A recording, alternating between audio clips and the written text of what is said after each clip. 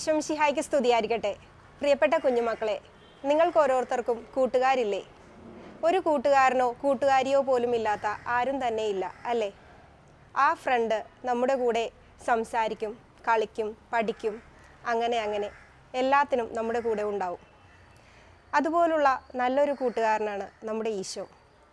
അവൻ എപ്പോഴും നമ്മുടെ കൂടെ ഉണ്ടാവും, നമ്മളെ സ്നേഹിക്കുവാനും സഹായിക്കുവാനും നമ്മളെ അനുദിന ജീവിതത്തിൽ നമ്മുടെ കൂടെ നമ്മളെ സഹായിക്കാൻ എന്നും അവനുണ്ടാവും.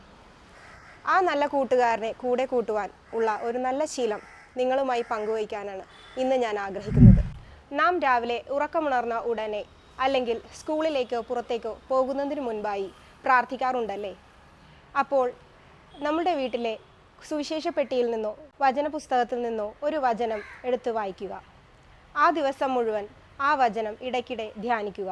ഉദാഹരണത്തിന്, ആദിയിൽ വചനമുണ്ടായിരുന്നു, വചനം ദൈവത്തോടു കൂടെയായിരുന്നു, വചനം ദൈവമായിരുന്നു. യോഹന്നാൻ 1:1. വചനമാവുന്ന ഈശോയെക്കുറിച്ചാണ് വിശുദ്ധ യോഹന്നാൻ ശ്ലീഹ ഇവിടെ പ്രതിപാദിക്കുന്നത്. ഈശോയാകുന്ന കൂട്ടുകാരനെ കൂടെ കൂട്ടുവാൻ ഒരു ദിവസം ഒരു വചനം എന്ന ഈ ശീലം നമ്മെ സഹായിക്കും. അതിന് നിങ്ങൾക്ക് ഓരോരുത്തർക്കും സാധിക്കട്ടെ എന്ന് പ്രാർത്ഥനയോടെ ആശംസിക്കുന്നു. നന്ദി.